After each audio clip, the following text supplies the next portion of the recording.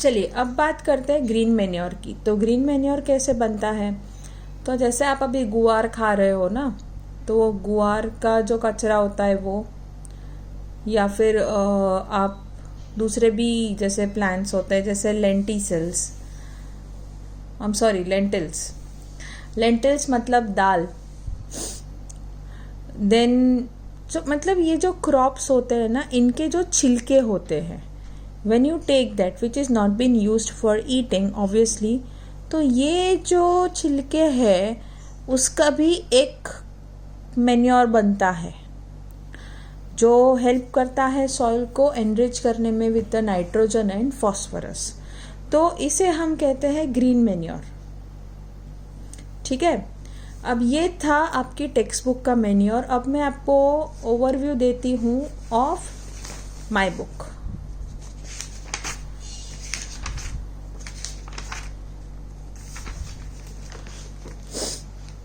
जी हाँ, manure as I said it's a natural fertiliser. Manure farm yard manure बोलते हैं।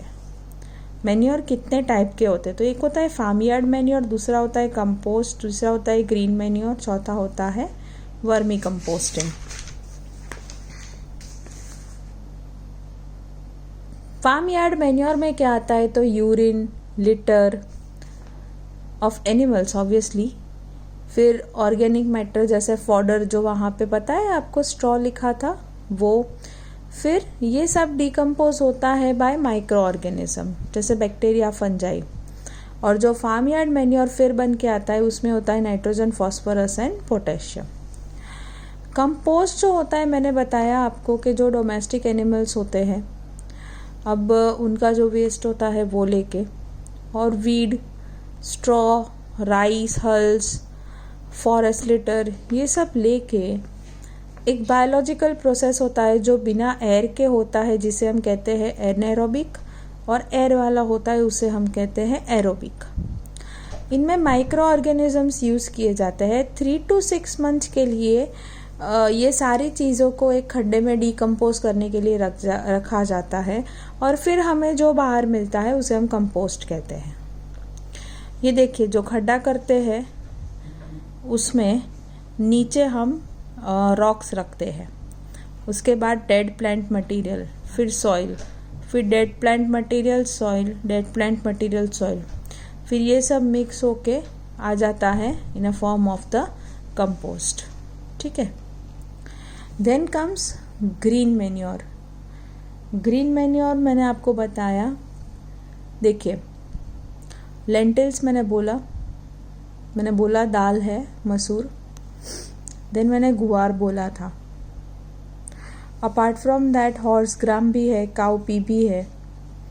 ये जो leguminous and non leguminous plants जो है, तो इनका जो वेस्ट होता है ये मिलके बनाता है अच्छा सा मैन्योर, इसे हम ग्रीन मैन्योर कहते हैं। ठीक है, तो इतना एक्स्ट्रा था जो मैंने आपको इसमें से भी पढ़ा दिया। अब आगे पढ़ते हैं फर्टिलाइजर्स के बारे में। सो ये जो फर्टिलाइजर्स होते हैं ये केमिकली बनते हैं और ये न्यूट्रिएंट्स प्रोवाइड करने के लिए होते हैं प्लांट्स को। 3 न्यूट्रिएंट की प्लांट्स को बहुत ज़रूरत है जिसे कहते हैं हम NPK, nitrogen, potassium and phosphorus. ये प्लांट का लीफ, ब्रांच, फ्लावर सबको ग्रो करने में हेल्दीली काम आते हैं।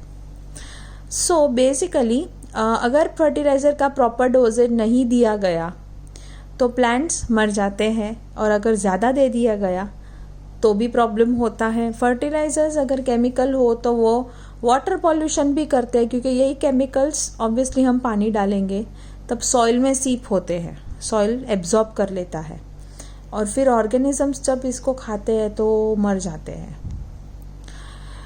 दूसरा प्रॉब्लम ये है कि अगर हम केमिकल फर्टिलाइज़र ना यूज़ करें और हम नेचुरल फर्टिलाइज़र यूज़ करें तो नेचुरल फर्टिलाइज़र को न्यूट्रिएंट देने में बहुत टाइम लगता है।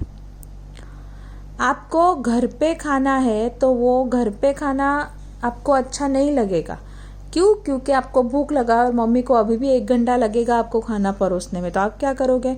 चलो हम फटाक से पिज़्ज़ा ऑर्डर कर देते, डोमिनोज वाला बना के 30 मिनट्स में दे देगा, तो यू विल प्रेफर डोमिनोज। सो आज भी फार्मर्स केमिकल फर्टिलाइज़र ही प्रेफर कर रहे हैं। क्यों? क्योंकि वो जल्दी न्यूट्रिएंट दे देता है, वेरेस नेचुरल फर्टिलाइज़र को टाइम लगता है, लेकिन वो हार्मफुल नहीं है। केमिकल वाला हार्मफुल है, जैसे डोमिनोज हार्मफुल है।